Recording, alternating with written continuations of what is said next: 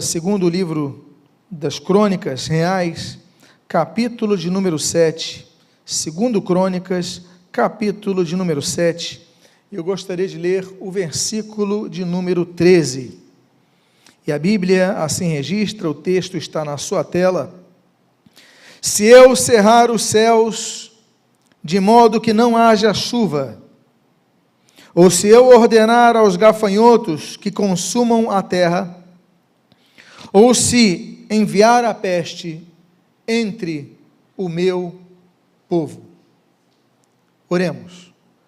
Pai amado, Deus bendito, lemos a tua santa e preciosa palavra e pedimos, Deus, fala conosco nesta manhã. Fala conosco diante desse contexto que ora experimentamos e que possamos estar atentos à tua voz. O que nós pedimos, nós fazemos agradecidos em nome de Jesus. Amém e amém. Se eu cerrar os céus, de modo que não haja chuva, se ordenar aos gafanhotos que consumam a terra, ou se enviar a peste entre o meu povo. Amados irmãos, o contexto é o contexto da inauguração do templo. Por séculos, a Arca da Aliança ficou confinada a uma tenda denominada tabernáculo. Davi fica muito preocupado com essa situação, fica inconformado com isto, e ele toma então a decisão de estabelecer um templo.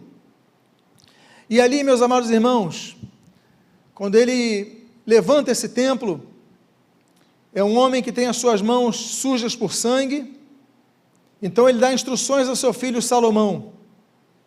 E ele diz a Salomão: Salomão, você que vai construir esse templo, você que vai finalizar esse templo, inaugurar esse templo. Então são muitos períodos, muitas gerações que não tinham templo, tinham a Arca da Aliança, tinham a presença ali naquele tabernáculo, mas agora o templo foi inaugurado.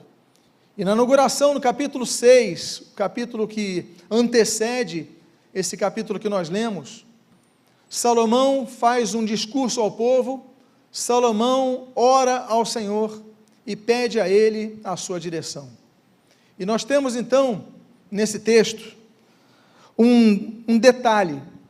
Deus, ele falando para o povo: olha, vocês vão ter templo, mas ainda que vocês tenham templo, eu posso enviar peste sobre o meu povo, eu posso enviar gafanhotos para consumirem a terra, eu posso cerrar os céus. E eu quero falar sobre isto.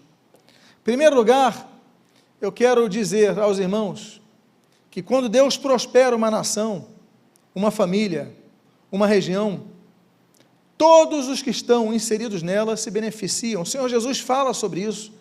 Em Mateus capítulo 5, versículo 45, ele faz nascer, diz o texto, o seu sol sobre maus e bons, e vir chuva sobre os justos e injustos.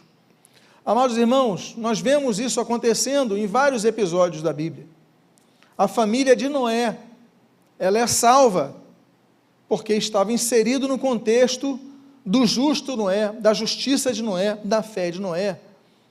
A família de Ló, Deus, ele promoveu a oportunidade da salvação à família de Ló, da destruição de Sodoma, em Gênesis capítulo número 18, 19, e eles tiveram esse benefício de serem salvos porque eram da família de Ló. Raabe, por exemplo, a família de Raabe é salva graças à postura de fé, como diz Hebreus 11, de Raabe. Então, há benefícios que alcançam toda a casa por causa da fé de uma pessoa. Até mesmo nós vemos, não apenas de família, mas de pessoas que estão ao redor, como ali em Cafarnaum, quando aqueles 4 homens, 4 amigos se unem, e com a fé de talvez ter iniciado de um deles, e aí contagiado aos demais, eles levam aquele paralítico, e o fazem descer por aquele telhado em Cafarnaum, e aquele homem é curado, aquele homem é salvo por Jesus, graças à postura de fé daqueles homens. A oportunidade de salvação chegou a muitas vilas e aldeias por onde Jesus passava. Então, há benefícios que alcançam a todos que estão inseridos num contexto. E nós vemos isso, por exemplo, no caso dos registros dos livros de reis, dos livros do livro de crônicas, nós vemos isso nos registros reais relacionados na Bíblia.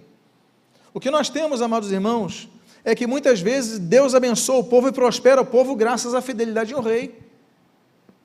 Deus abençoa um povo graças à postura de um rei leal a Deus. Mas, por outro lado, assim como por causa de uma pessoa, pode haver benefício a uma casa, a uma família, a um grupo de pessoas, a um contexto, por causa também de uma pessoa, os próprios relatos reais mostram que todo o povo perece. Nós vemos vários reis que foram reis infiéis a Deus e o povo pereceu. Nós vemos muitas vezes regimes ditatoriais que fazem com que o povo pereça, graças à postura de um líder. A história da humanidade mostra líderes como Hitler, como Stalin, como tantos outros, que fazem engraçar, destruir milhares, miríades, milhões de pessoas, por causa de decisões políticas de uma pessoa. Então, os que estão no contexto, eles não apenas são beneficiados, mas também eles são alvos de malefícios, quando estão dentro de um contexto. E aí nós temos o fato de entendermos, mas Deus permanece no controle das coisas, Deus permanece no controle das coisas, nada lhe foge ao controle. A Bíblia diz, em Isaías, no capítulo 33, que Deus é justo juiz. E a grande questão não é, por que Deus não salva a todos? A grande questão é, por que Deus não condena a todos? Porque, na verdade, a Bíblia diz, em Romanos capítulo 3, que todos pecaram e carecem da glória de Deus. Todos merecem a condenação. Todos mereciam um dilúvio, mas Deus deu oportunidade, através de Noé, de ser pregada a palavra de salvação. Toda Jericó deveria morrer, mas Deus deu oportunidade, graças à fé àquela mulher. Deus dá oportunidade, o nome disso é graça. Ninguém aqui merece ser salvo. Ninguém aqui merece a salvação. Se Deus decidir condenar a todos ao inferno, Deus não estará sendo injusto, como diz Romanos capítulo 9. É justo que sejamos condenados, mas Deus nos oferece a sua graça, é bondade de Deus, é misericórdia de Deus, é gentileza de Deus, que isso aconteça. Por isso Deus traz ordens, Deus dá ordens claras, olha, sai de Sodoma, Gênesis 18, sai da Babilônia, Jeremias 51, e Jeremias 18 também, quando fala da Babilônia religiosa dos últimos tempos. A Bíblia então traz ordens para que nós hajamos, para que nós tenhamos posturas. Deus fala, olha, eu vou executar juízo, mas sempre envia mensageiros para avisarem sobre o juízo. A sociedade tem feito escárnio do Evangelho, tem perseguido o Evangelho, e não queira ela entender que Deus vai ficar impassível a isso. Deus vai enviar o juízo, e eu quero lembrar a vocês, que estamos inseridos numa região, estamos inseridos em tantos contextos, e o texto de 1 Pedro, essa carta tão difícil, é uma carta tão pesada, é uma carta de um contexto tão tenso vivido pela igreja. O apóstolo diz, no capítulo 4, versículos 17 e 19, o seguinte: porque a ocasião de começar o juízo pela casa de Deus é chegada.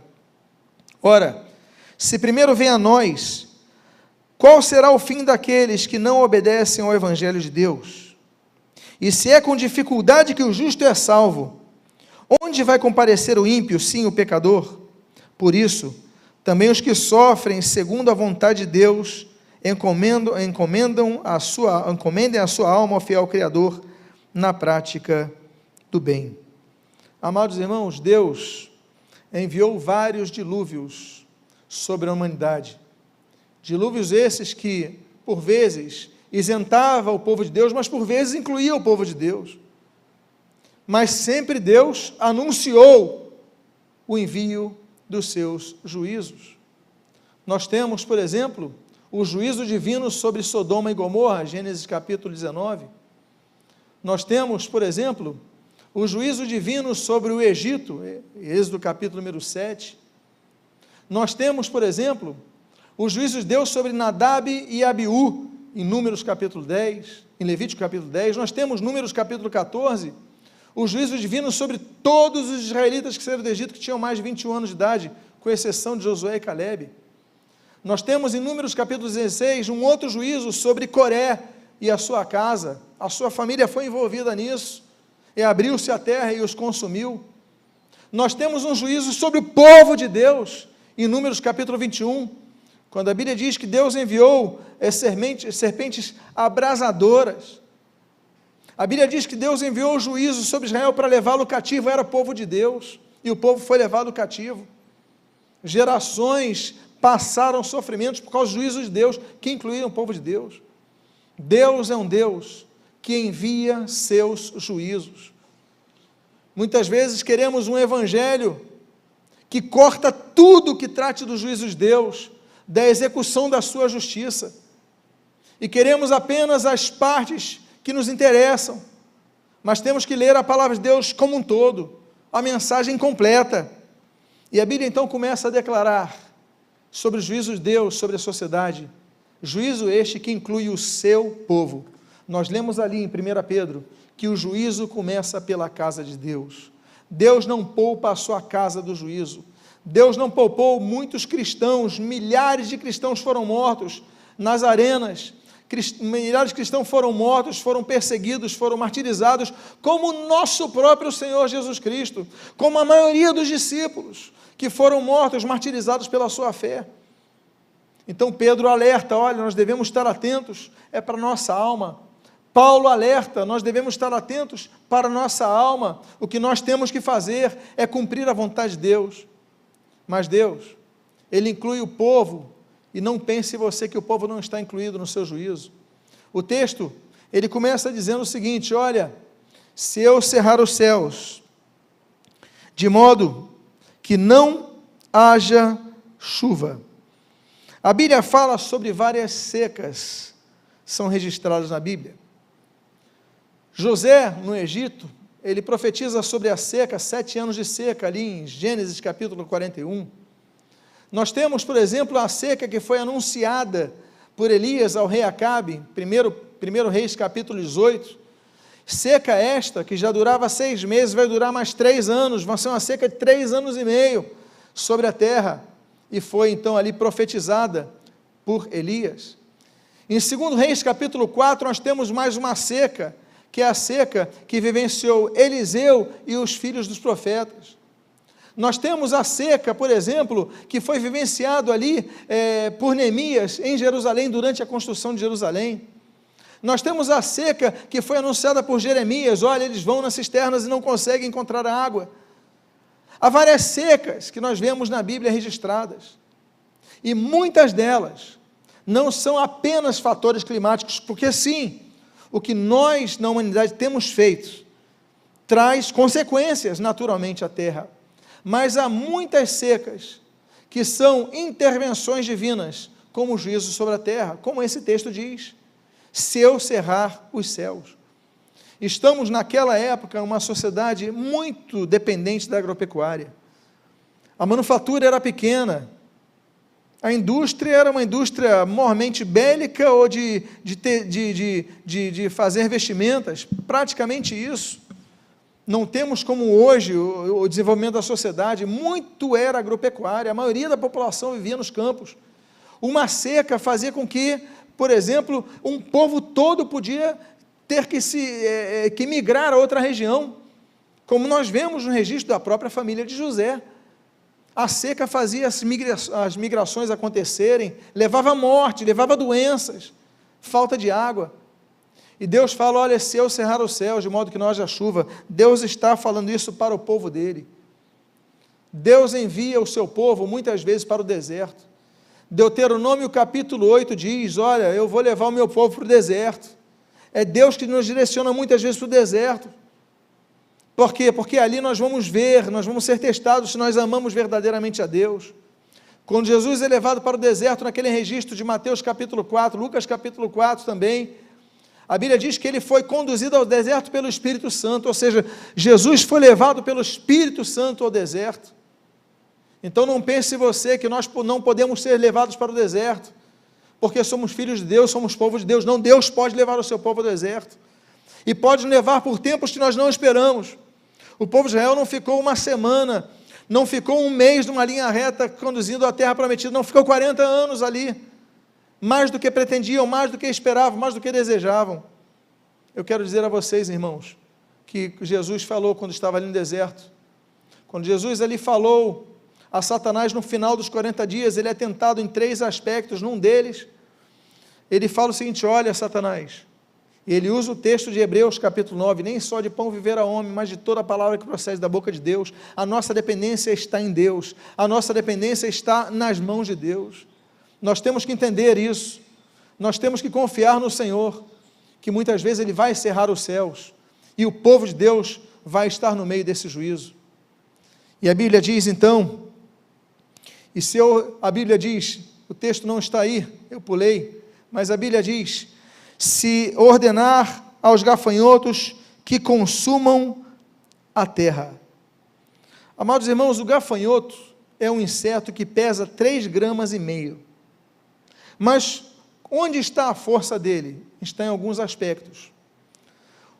O primeiro deles, e porque isso se torna uma praga que pode destruir o povo, é que o gafanhoto ele tem 3,5 gramas, mas todo dia ele precisa comer o peso do seu corpo. Imagine você, com o peso que você tem, se todos os dias você tivesse que comer o mesmo peso que você tem. Agora, se você no dia seguinte não tiver alimento para isso, você vai ficar desesperado. A pessoa com fome, ela fica fraca, fica desesperada, ela precisa comer. E o gafanhoto, então, precisa simplesmente o tamanho, o mesmo peso do seu corpo para comer. Agora, os gafanhotos são depositados na terra, os ovos dos gafanhotos são depositados na terra, e ali na terra, os gafanhotos, eles não nascem por grupos, eles esperam o tempo úmido da terra. E quando a terra fica úmida, os ovos começam a abrir ao mesmo tempo. Por isso que surge a praga dos gafanhotos. Por quê? Porque quando a umidade da terra, os ovos nascem ao mesmo tempo. É muita quantidade. Dizem os estudiosos em gafanhotos que as pragas, elas podem ter até 1 bilhão de gafanhotos, chegando, em alguns casos, a 10 bilhões de gafanhotos. Imaginem vocês 10 bilhões de gafanhotos, que podem correr a 340 quilômetros a extensão deles, uma trajetória imensa, quase mais ou menos como se fosse do Rio a São Paulo, a cidade do Rio é a capital de São Paulo. Essa trajetória dos gafanhotos que podem consumindo tudo para conseguir satisfazer a sua fome. A Bíblia diz: e eu ordenar aos gafanhotos que consumam a terra. Lembre-se que Deus ordenou aos gafanhotos em Êxodo capítulo 10 que consumissem a terra do Egito, mas naquele caso foi para os egípcios, nesse caso é para o povo de Deus. E a Bíblia então continua dizendo, no seu versículo de número 13, e eu enviar a peste entre o meu povo. Deus, na inauguração do templo, dia festivo, talvez o dia mais festivo de Israel nas últimas décadas, inauguração do templo, e Deus fala o seguinte: olha, mas fiquem atentos, ainda que vocês estejam celebrando, fiquem atentos, porque templo não é vida, a vida é a presença de Deus no coração compungido, é o Espírito Santo habitando em nós. Muitos vão ficar atrelados ao templo, muitos vão ficar pensando que por estarem no templo são salvos. Não, a Bíblia diz: sem santidade ninguém verá o Senhor. A Bíblia diz que nós devemos andar com humildade perante o Senhor. A Bíblia diz que nós devemos buscar ao Senhor. Então, se eu enviar a peste entre o meu povo, ainda que tivessem templo, eles podiam ter peste. Ainda que possamos ser membros de igrejas, ainda assim Deus pode enviar o juízo contra nós. Eu coloquei os termos hebraicos, que eu achei muito interessante, em relação a esta expressão. Primeiro, é shalak, se eu enviar. Shalach em hebraico significa direcionar, dar direção. O que significa isso? Que pode Deus ter enviado então ali e os ovos nascessem e aqueles bilhões de gafanhotos se levantassem e começassem a voar, e quando eles estão voando, eles ficam mais fortes, porque eles ganham ali aquela força que vai sendo promovida pelo grupamento de asas batendo, ou seja, eles vão voando cada vez mais intensamente, com mais força, com mais velocidade. Inclusive a Bíblia fala da força dos gafanhotos, a Bíblia fala da peste dos gafanhotos em Joel, capítulo número 2, capítulo 1, capítulo 2, que enviar sobre o povo de Israel, o gafanhoto migrador, o gafanhoto cortador, o gafanhoto devorador e o gafanhoto destruidor, 4 categorias de gafanhotos que Deus enviou ali. Mas Deus também fala dos gafanhotos como exércitos numerosos, como por exemplo Isaías fala dos assírios, como por exemplo em Juízes capítulo 6, fala da velocidade dos midianitas como gafanhotos, como a própria Bíblia diz ali no relato daqueles 10 espias, né, eles são como gafanhotos, os filhos de Anak, né, são gigantes, e vão acabar com a gente. Mas, meus amados irmãos, aqui Deus está falando, eu vou direcionar os gafanhotos até vocês. Eu posso direcionar os gafanhotos para atingir a igreja. Se aplicarmos isso no dia de hoje, esse povo hoje, a casa do Senhor, a igreja do Senhor, os servos do Senhor, ele fala o seguinte, olha, se eu enviar, se eu direcionar, se eu shalach entre o meu povo. Então aqueles ovos surgiram, a perseguição começou a vir, as calamidades começaram a vir, e Deus direciona para o seu povo. Não estamos bloqueados de um juízo de Deus. Deus é soberano, Deus é poderoso, Deus é justo e age com justiça no tempo certo. Então, o que nós devemos fazer? Quando Deus direciona a peste ao seu povo. Antes de falar sobre isso, eu quero dizer que eu citei um outro texto hebraico aí, que é o texto que se encontra para ser traduzido como peste, é Deber. A Bíblia, ela traz 7 palavras que são traduzidas como peste ou praga. São 4 palavras do Antigo Testamento em hebraico e 3 palavras no Novo Testamento em grego. Eu coloquei todas elas para que vocês entendam as pestes que Deus permite ou envia contra pessoas, incluindo o seu povo. A primeira delas é negar, significa feridas. Ou seja, pestes promovem feridas. Feridas no corpo, feridas então na enfermidade física das pessoas, mas também feridas na alma. A outra palavra é usada nesse texto, eu vou enviar peste para o meu povo, Deber. Deber é doença de animais. Era a doença de animal que ia para as pessoas. Vem do verbo dabar, destruição, mas o termo ali não é dabar, é Deber. Ou seja, Deus pode enviar às pessoas uma doença que veio dos animais.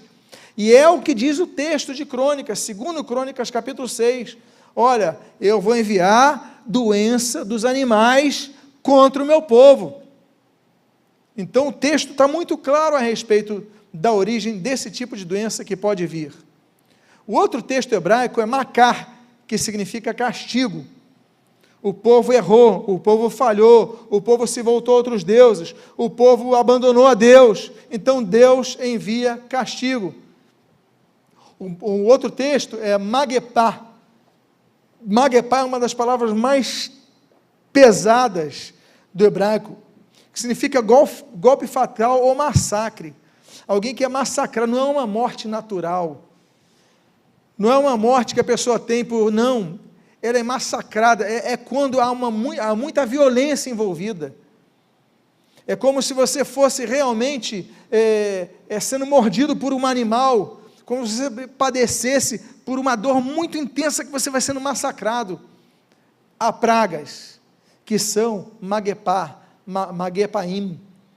E as palavras gregas, mastix, que significa açoite, que são como açoite, limos, que significa epidemia, e plegue, que significa aflição, traz aflição na alma da pessoa.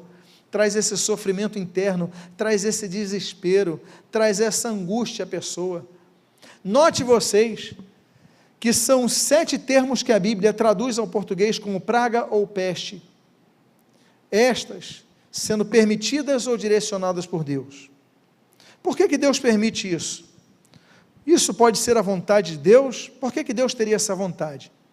Eu quero desde já te convidar para que no domingo que vem, pela manhã, você então esteja ouvindo essa mensagem nesse mesmo horário, que domingo que vem pela manhã eu vou dar um estudo sobre as vontades de Deus. É a vontade de Deus que uma pessoa morra por causa dessa praga? É a vontade de Deus que uma criança morra? Que uma pessoa boa padeça por uma peste? Sobre isso eu vou dar um estudo no próximo domingo, às 10 horas da manhã, e eu já te convido a estar, então, agendando-se para tal. Voltemos a esta mensagem. Deus então fala que vai cessar a chuva, pode cessar a chuva sobre o seu povo, pode direcionar os gafanhotos contra o seu povo, e o gafanhoto, quando vem, ele vem para consumir, para destruir, para acabar o que você tem construído. Então, cristãos passam por falência, cristãos passam por dificuldade financeira, os gafanhotos entraram na sua vida, Deus pode direcionar os gafanhotos, como diz o texto que você acabou de ler. E a terceira coisa, Deus pode enviar peste, castigo, açoite, doença de animais, aflições. Deus pode enviar isso. O que pode fazer cessar este quadro? O mesmo Deus que sempre anuncia o seu juízo, ele anuncia a saída do juízo, ele anuncia as alternativas ao juízo. O mesmo Deus que falou que ia destruir Sodoma e Gomorra, ele manda avisar Ló, e nós temos que considerar a intercessão de Abraão por Ló. Nós temos que considerar o papel de cada um de nós orando uns pelos outros, a importância da oração. Olha, se tu poupares, olha, por causa de um, eu vou poupar aquele juízo. E graças pelo que nós vemos da intercessão de Abraão, Ló foi poupado naquele juízo de Sodoma e Gomorra. Nós temos que orar, sim, para que Deus poupe vidas. Nós temos que nominar, como Abraão fez com Ló, nominar Deus lá em Sodoma, lá naquela região, o Senhor tem misericórdia.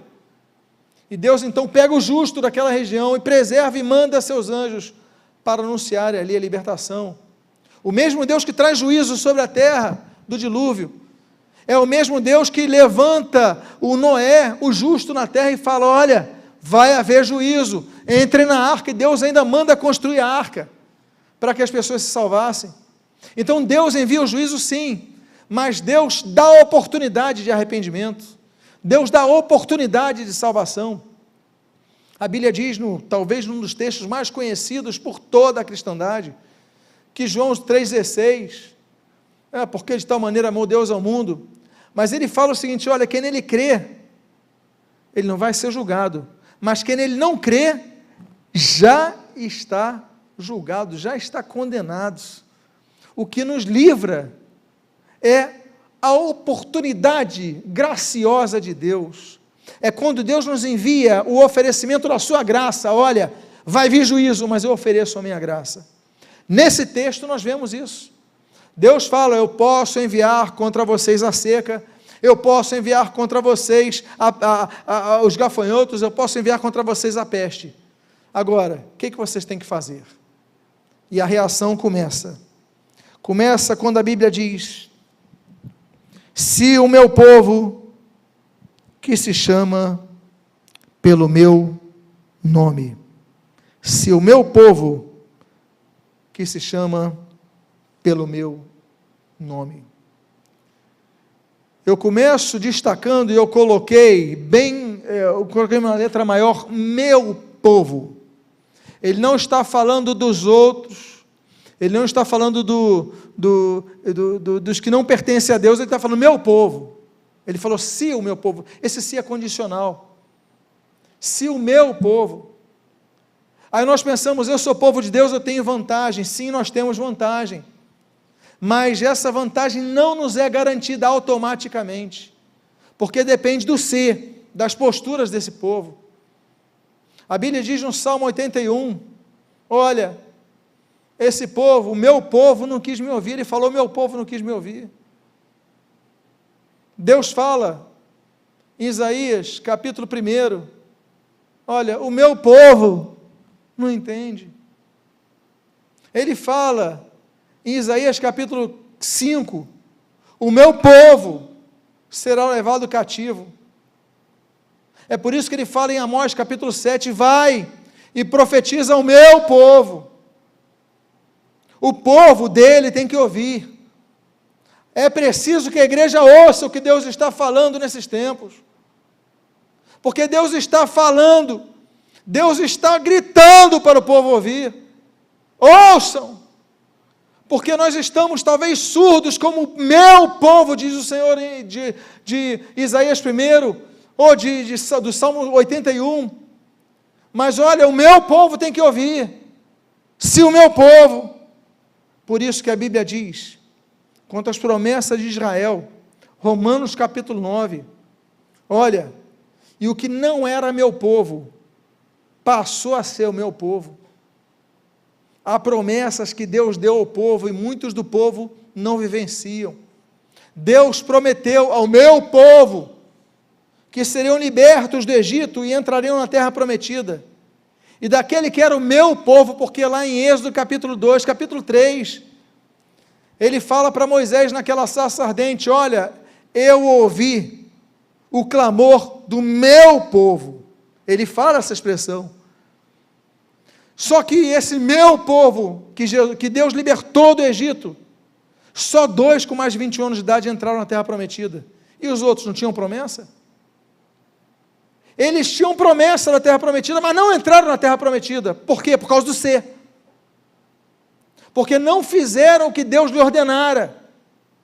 Eles tinham a promessa, eles tinham o privilégio, eles tinham o chamado, mas não entraram. Então, meus amados irmãos, se o meu povo que se chama pelo meu nome, o se é o condicional, e a Bíblia diz, se humilhar. A Bíblia diz em Deuteronômio capítulo 8, que Deus nos leva ao deserto para nos humilhar. Eu já ouvi cristão dizer, eu sou filho de Deus, eu não vou passar por humilhação. O apóstolo Paulo em Filipenses capítulo 4, eu sei passar por tudo. Eu sei tanto ser honrado como sei ser humilhado.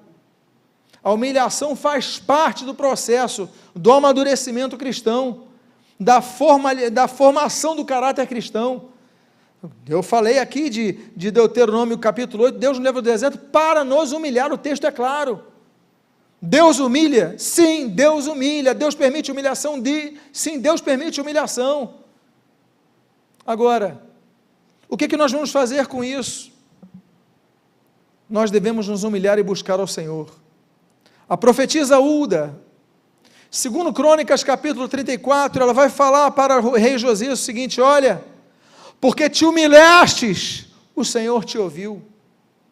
Deus não ouve qualquer oração, mas naquele caso, Ulda disse a Josias, olha, porque você se humilhou, Deus te ouviu, porque tem muita gente que não se humilha, não quer se humilhar.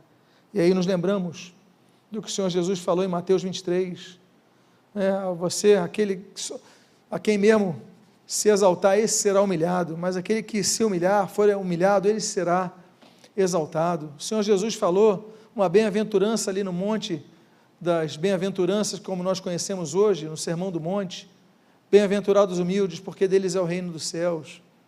A humildade é o caminho, a humildade é um processo, a humildade é a senda do crescimento espiritual, mas nem todo cristão quer ou aceita ser humilhado. Mas a Bíblia diz, olha, você quer que eu não envie a peste? Você quer passar por isso? Então se humilhe. Mas a Bíblia não diz apenas isso. A Bíblia diz, se humilhar e orar. Se humilhar e orar. Muitos cristãos não oram. Eles oram antes de comer, eles oram antes de uma prova do vestibular, eles oram antes de uma entrevista de emprego, eles oram quando estão no leito de hospital. Vocês são interesseiros, eles não têm relacionamento, eles não mantêm contato com Deus. Oração é mais do que verbalização. Até porque, senão, nenhum mudo poderia orar. Nós podemos declarar as nossas palavras, mas começando com o nosso coração. O ar que sai de nossa boca apenas vai emoldurar as palavras de nosso coração. Mas Deus fala o seguinte: olha, esse povo, está vindo a peste aí, estão vendo? Vocês têm templo, mas tem peste.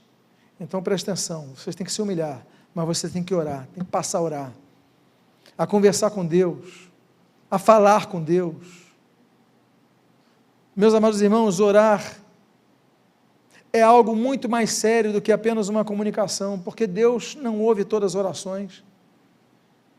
A Bíblia diz em Zacarias capítulo 7, que Deus não ouve oração quando há desobediência. A Bíblia diz em Isaías capítulo 59, que Deus não ouve oração quando há pecado, não confessado naturalmente, como nós lemos ali em 1 João 1,9 e tantos outros textos. Tem pecado? Confessa o teu pecado a Deus. Ora ao Senhor. Ele não despreza um coração quebrantado, Salmo 51, Deus não despreza, mas ora ao Senhor, busca ao Senhor. Agora, quando você orar, você usa uma coisa fundamental, fé. Porque sem fé, Hebreus capítulo 11, versículo 6, é impossível agradar a Deus. Então, se o meu povo, que se chama pelo meu nome, se humilhar e orar, e a Bíblia diz, e me buscar. O que eu acho muito interessante é que a presença de Deus está em todo local e nem todos encontram. Deus é onipresente, mas nem todos encontram Deus. Por quê? Porque não o buscam. Buscar-me-eis e me achareis quando me buscardes o quê? De todo o vosso coração. Você vai buscar, não vai encontrar o Senhor se você não buscar de todo o seu coração. Mas quando você buscar ao Senhor, você vai encontrá-lo. E quando você vai encontrá-lo, Amós, capítulo 6 diz, buscai-me e vivei. Meus amados irmãos, nós devemos buscar ao Senhor. Buscar como algo que se nós tivéssemos, como aquela pessoa busca uma coisa que perdeu. Uma vez eu perdi a chave de casa, procurei, não estava nos bolsos, voltei ao escritório, não estava no escritório, fiquei tendo que aguardar a Cláudia chegar em casa para poder entrar em casa, já esqueci, chave de carro, onde está a chave do carro, não sabia onde tinha colocado, provavelmente você já esqueceu de várias coisas, mas quando você esquece, o que você faz? Você busca, você procura. Se está faltando algo no teu coração, se essa chama está desaquecida, procura ao Senhor, procura de todo o vosso coração.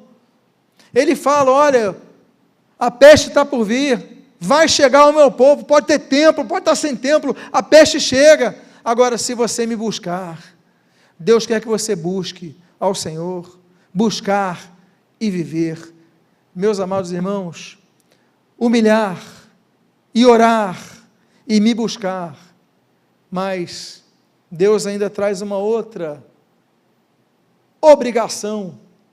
Aqui o cristão, com o templo sendo inaugurado, e aqui nesse templo presencialmente, ou na sua casa como você está fazendo agora, mas eu sou templo do Espírito Santo, mas o Espírito Santo habita em você. A grande questão é se converter dos seus maus caminhos. Muitos estão na igreja e não são convertidos. Eu vou além. Muitos, eles são discípulos de Cristo, e não são convertidos, como o Senhor Jesus fala em Mateus capítulo 18. Quando os discípulos embarreiraram as crianças, ele diz: olha, se não vos converterdes, e não vos tornardes como esses pequeninos, não entrareis no reino dos céus. Jesus falou: vocês, discípulos, têm que se converter, porque discípulo é aprendiz, mas nem sempre aprendiz aprende tudo. Vamos avante, Lucas 22, Pedro, ele falou: Pedro, quando te converterdes, olha, você vai cuidar dos teus irmãos. Por quê? Porque Pedro ali não estava convertido. O que é converter? É verter do caminho. Mas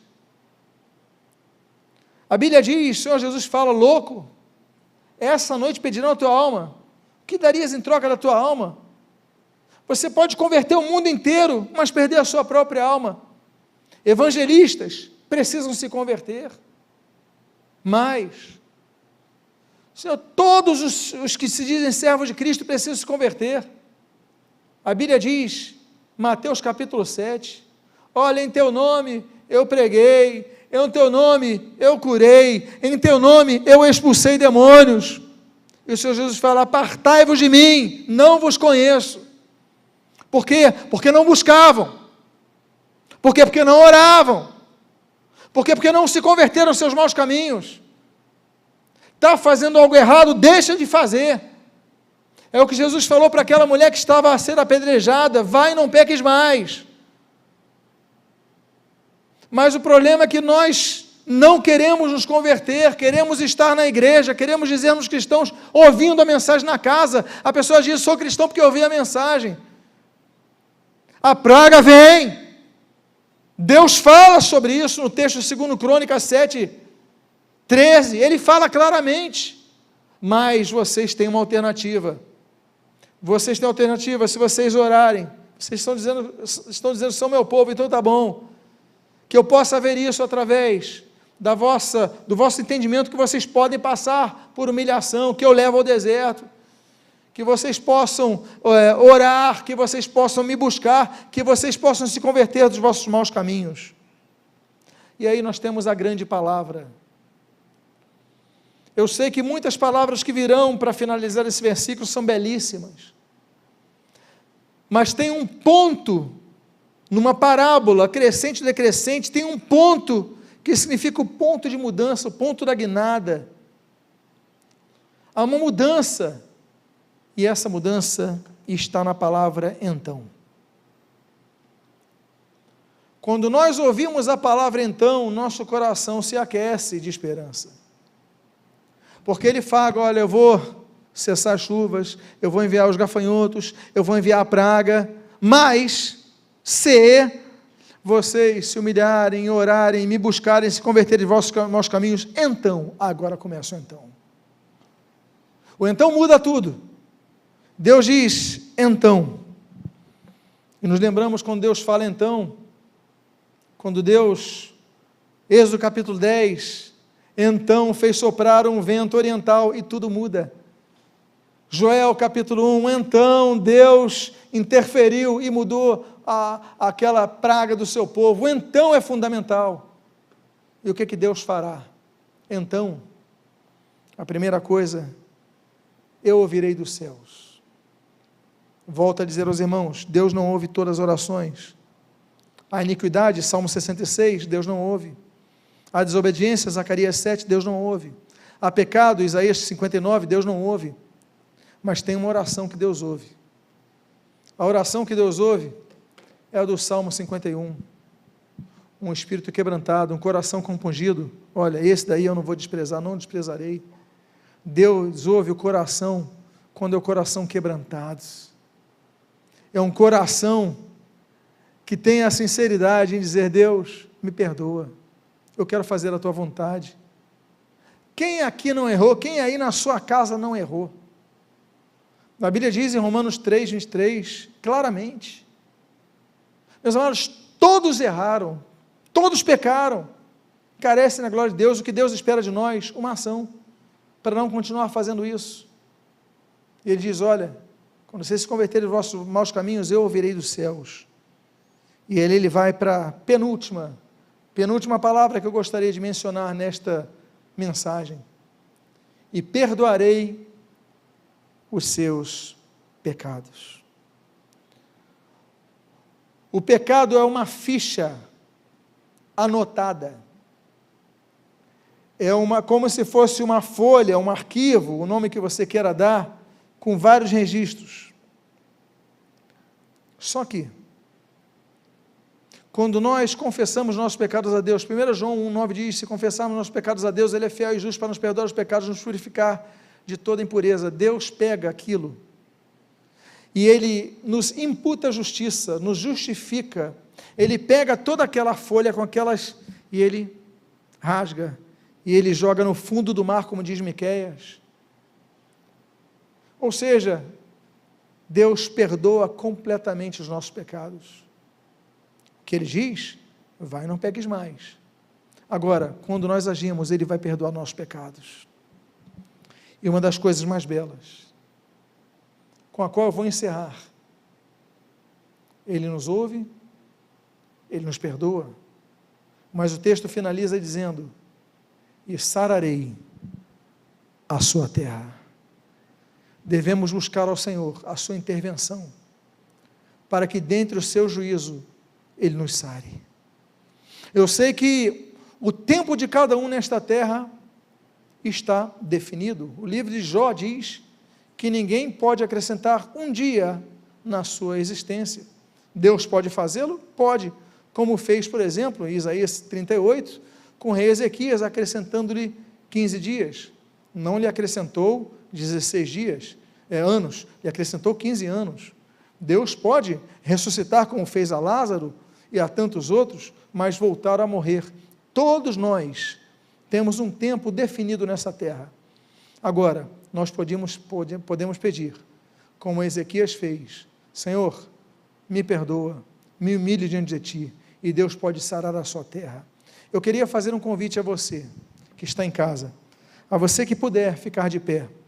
Eu quero convidá-lo a fazer essa postura, tomar essa postura, para que nós possamos orar ao Senhor, por nossa família, por nossa casa, por nosso emprego, nosso contexto, sim, mas também por nossa cidade, nosso país, sobre toda essa terra que graça debaixo de o juízo divino, que está debaixo do juízo divino. Pai amado, em nome de Jesus, aqui nós a Ti rogamos, tem piedade de nós, Pai, tem misericórdia de nós, Pai.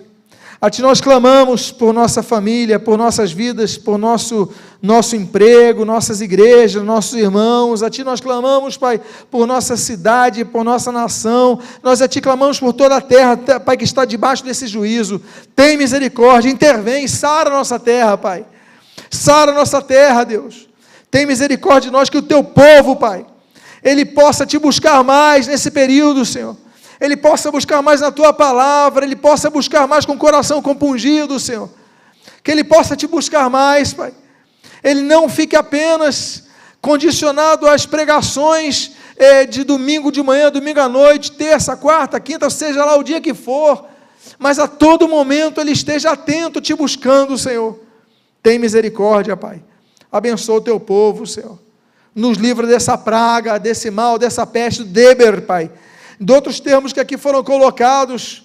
Senhor, nos livra disto, Pai. Que essa praga não chegue à nossa casa, Pai, como prediz o Salmo, Senhor. Que essa praga não chegue nos nossos lares, como aconteceu ali na região do Gósen, no Egito, Senhor. Sei que ali aconteceu, em outras ocasiões não aconteceu, porque Tu querias infringir o Seu juízo, e eu volto a dizer, nós cremos que Tu és soberano, Pai.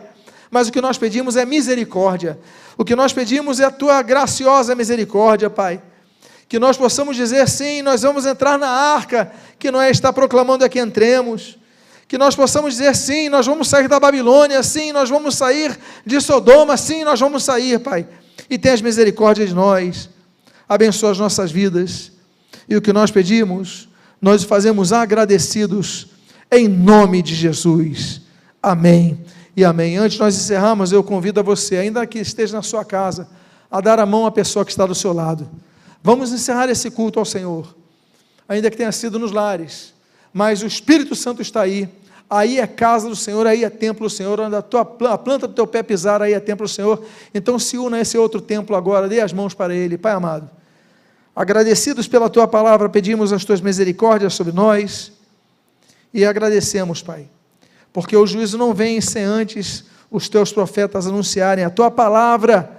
A palavra da profecia foi anunciada, nesta manhã tem sido pregada, assim como nesses dias, Pai amado, e que teu povo haja, tome uma postura, mude e se converta de seus maus caminhos. E o que nós pedimos, orando por nossa nação, orando pela nossa família, orando pela família da fé, a tua igreja, nós fazemos agradecidos, em nome de Jesus. Amém e amém. Que Deus te abençoe rica e abundantemente, em nome de Jesus. Antes de nós finalizarmos, eu queria lembrar a você